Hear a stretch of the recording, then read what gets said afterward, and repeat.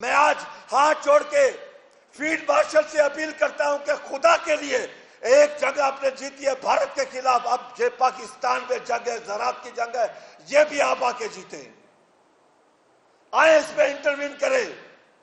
हम मजबूर होके उनसे अपील कर रहे हैं, खुदा की कसम हम मजबूर होके कर रहे हैं। मैं ला इलाहा इल्लल्लाह मोहम्मद रसूलुल्लाह कलमा भर के कह रहा हूं कि हम मजबूर हो चुके हैं, अब हमें नुकसान ही नुकसान नजर आ रहा है।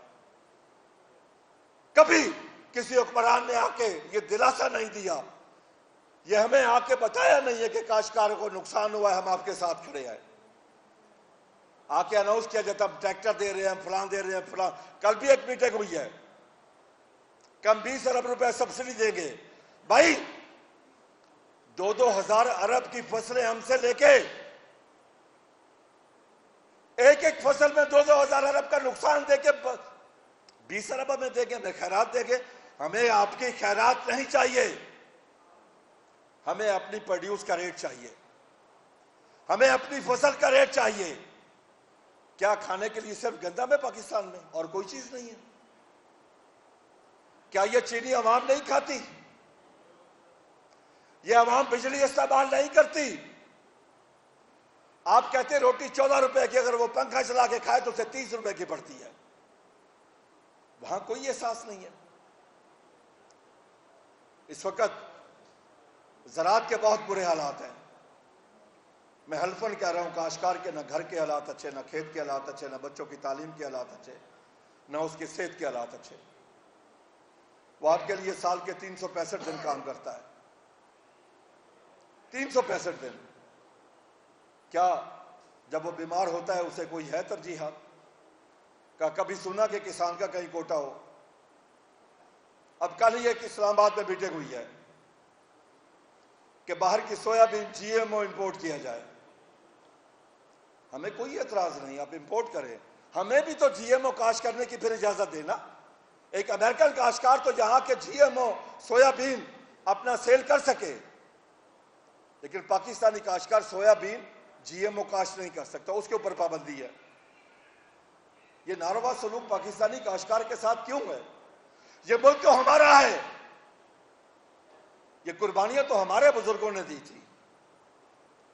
इस मुल्क के बासी तो हम हैं और वो भी अक्सरियत में हम हैं, लेकिन हमारे साथ सुतीली मां जैसा सलूक हो रहा है। हमें आज ये मुतालबा कर रहे हैं कि हमें पाकिस्तानी और इंसान तस्लीम किया जाए, हमें वो हकूक दिए जाए जो सबको मिलते हैं। हकूक हर आदमी अपनी फसल का, अपनी प्रोड्यूस का रेट तय करता है। काश्तकार है जो अपना रेट तय नहीं कर सकता। एक मोची अपनी जूता बनाता है, वो रेट तय करता है। एक टेक्सटाइल मिल वाला कपड़ा बनाता है, वो अपना रेट तय करता है। चीनी वाला अपना रेट तय करता है।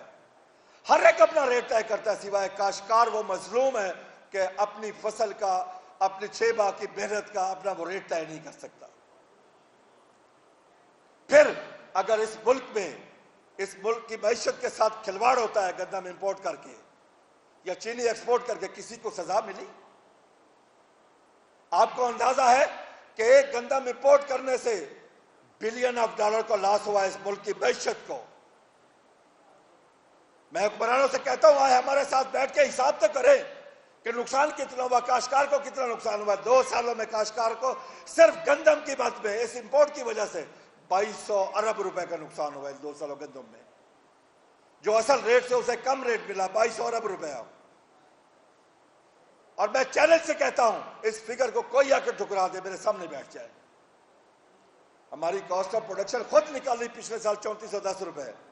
फिर एक नोटिफिकेशन जारी कर दिया कि आप 2600 से लेकर 2700 से ऊपर मुख्तलिफ अज़ा के रेट फिक्स किए। 2600-2700 के दरमियान। इसके ऊपर अगर सेल हुई, 2800 में सेल हुई, 52 नगर में पर्चे दर्ज हो गए।